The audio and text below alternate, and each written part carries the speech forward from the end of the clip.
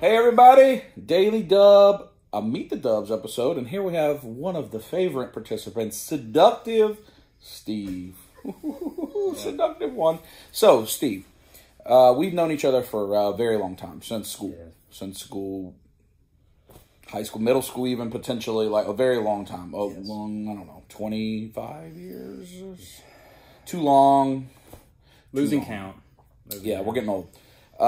We're very good friends. We've been through many things that we're not going to talk about here, but things that we do want to talk about. So just for our audience and some of the things we like to talk about here, what is the aspect of collecting that you enjoy? You've collected things come and go. You're getting back into it with some figures and stuff. But what is it that you like about collecting? Well, I know when it came to like collecting like toy figures and stuff, I watched you do it, and I remember the very first time, I think we were texting online about the 12-inch Marvel Legend figures. Remember that? And you pointed out to me on Amazon. They were really cheap on Amazon. Cheap. And I remember, like, we actually decided to go ahead and buy them. Neither of us had any 12-inch Legends. No. Yeah. And they were the first They were really nice. They were the Iron Man and the Captain America, I think, right? And I remember I saw them in a Best Buy, and they were $50 each. Yep. Amazon was selling them for like less than $100 for all of them. Yeah. And that's right. It was like the daily deal or something. Yeah. And if you don't collect those 12-inch Legends, they're good. They are good. They're good figures. They're good. But anyways, I remember always seeing them, and I'm just like, these really catch my eye. These are kind of neat. I like to have them. But I'm like, they're toys. I don't need to get toys. I'm a grown man. I don't need to get them. It's false. So anyways. Both that you're a grown man and that grown men don't need toys. That's true. Both false. That's right. I'm going to rebut that later. But anyway, so we decided to get them, and I remember the text you had, well, dang it. And there we went. And there we went. We ran with it. But what about like childhood? So what were the figures and stuff you were into when you were a kid?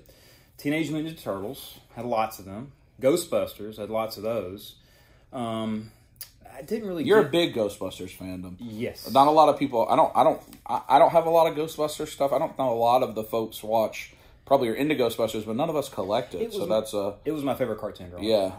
And so, anyways, to go back to what you're really asking, they remind me of my childhood. They remind me of all the fun stuff that I watched on TV. They remind me of all the movies and stuff, and a lot of the fun times that come with that. Because being an adult can be kind of stressful, poopy sometimes. Boring, yeah. So with the being an adult, right? So you're married, you got a little boy. Mm-hmm. Not just collecting even was secondary, because you and I have been running around and our various friends doing ridiculous things. Yeah. For all of that amount of time as well. I don't know which time I was totally mature. Yeah, totally grown up, mature, business stuff all the time. So the things that Steve can tell you from even back in high school are quite remarkable. We're not going to get into those things where all of a sudden I was in green spandex and nothing else, run around the gym and Chick-fil-A, and basically partial nudity. But there's just a debacle.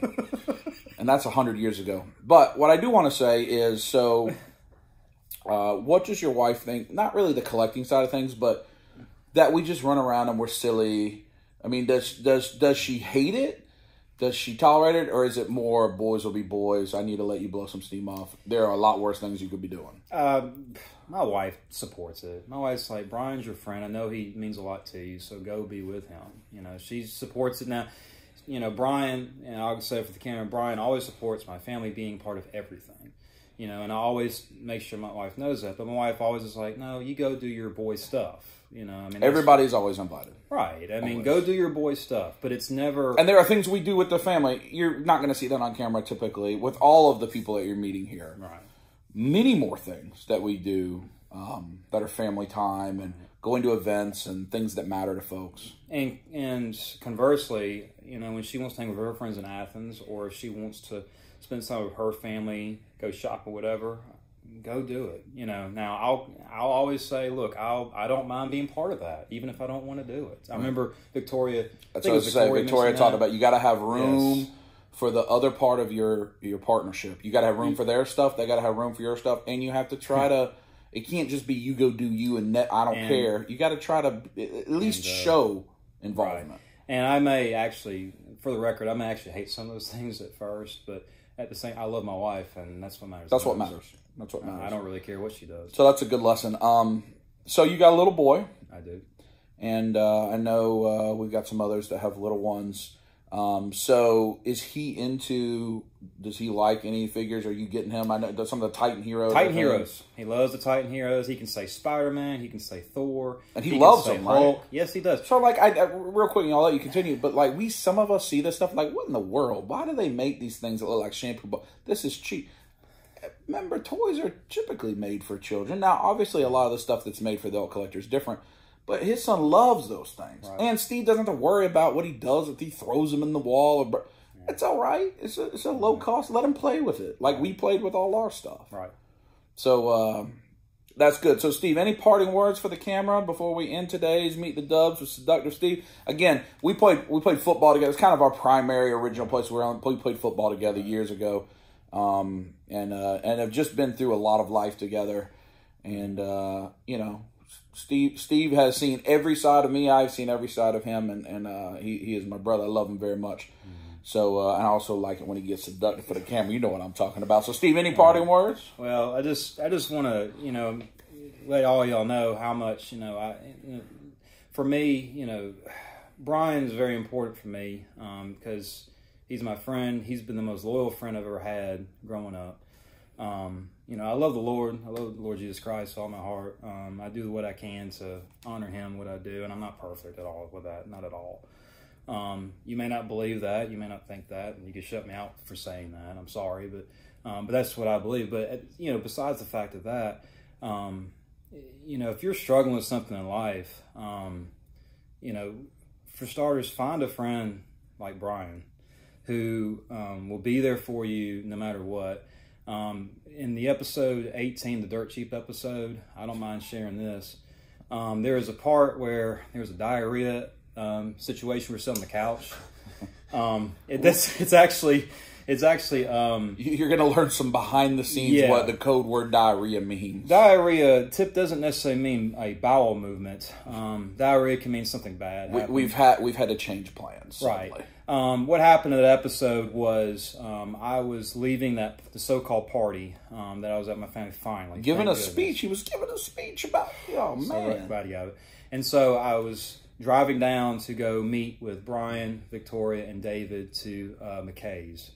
And on the way up there, my wife had called, and she had been in a car accident. An 18-wheeler had hit her twice, rear-ended her. And I'm scared to death. She was totally fine. Car got and ran. Damage. Hit and run. It was a hit and run. It was a hit and run, yeah. She's fine. Car got some damage, but no big deal. And so I didn't know what to do. But I immediately told Brian, and I said, "Look, I got to go home. I'm sorry." And Brian, Victoria, and David offered to come just at my house, just to come to my house, and they did. They live hours away from me, and that's what they did. And that's just one of the many examples of what Brian's done for me and for my family. Little things like that mean a lot for me, and I know little things like that can mean a lot for the people. If you're saying, well, I can't find friends like that, well, start by doing something like that for somebody, and it can reciprocate back to them. I mean, I appreciate that, and Steve's been very kind with his words, but, we used to, Steve still is in education and coaching and things, and there's a couple little cliches that you hear on teams, but they're very true. You got the greatest ability you can have in a team, but in a relationship is availability, meaning are you available to the people that need you? Right. The greatest present you can ever give somebody is your presence, right? They mean so much more than everything else. So be that. You can say, I don't have the means to help somebody, maybe financially or whatever. They may live 1,000 miles away from you, but you can make sure to just check in with a text message. The greatest thing, there's a lot of negative things about technology and the way we're connected. Yeah. And it enables all stuff, but the greatest thing it does is you can stay in touch with anybody in the world you want to easily. Yes. Through Facebook gives a free platform to whoever that wants to do it, if nothing else. Yeah. So stay in touch with your friends. Again, probably other than my family, the longest term friend you're going to see on these videos. So it's good to meet Steve. We're very happy. We got to go back to Toylanta. But while we had a little emotion, we got to go, finish it up, a little squeeze. So Steve, give him a parting squeeze. You know what you got to do. Squeeze it. Talk to y'all next time.